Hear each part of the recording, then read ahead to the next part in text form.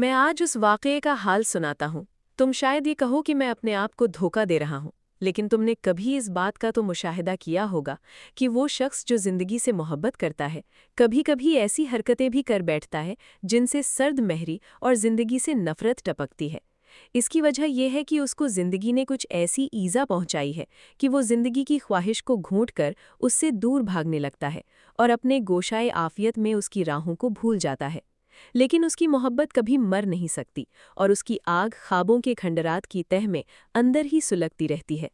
चूंकि ख्वाबों की दुनिया में रहने की वजह से वो ज़िंदगी से बेबहरा हो जाता है, इसलिए अपनी मंजिल मकसूद के करीब पहुंचकर वो खुशी और गुरूर से इस कदर भर जाता है कि अपनी सब तदबीरों को खुद ही उल्टा कर देता है और इस ख्याल में कि अब तो माँ हासिल मिल गया, वो अपनी महबूबा को बजाय खुश करने के मुतनफ़िर कर देता है।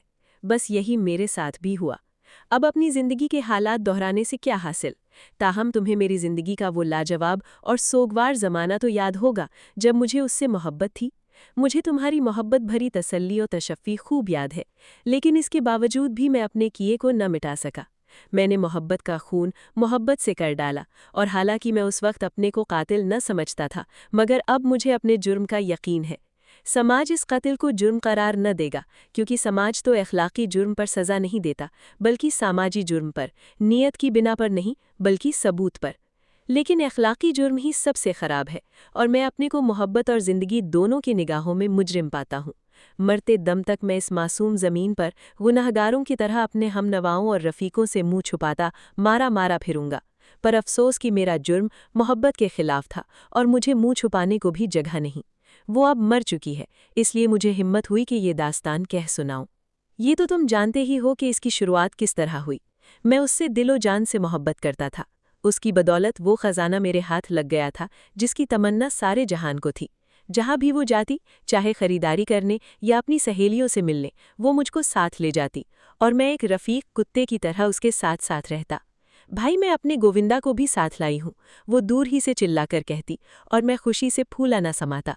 मेरी मोहब्बत रेगिस्तानों से ज़्यादा वसी और समंदरों से ज़्यादा गहरी थी, लेकिन मुझको ऐसा मालूम होता कि उसकी मोहब्बत मेरी मोहब्बत से मिलकर एक आलम बन गई है, जिसमें सितारे भी हैं और दुनियाएं भी। मैं उसी तरह उससे मोहब्बत करता रहा, और बरसों उम्मीद और यास की मौजें मुझे थपेड़े मारती रहीं।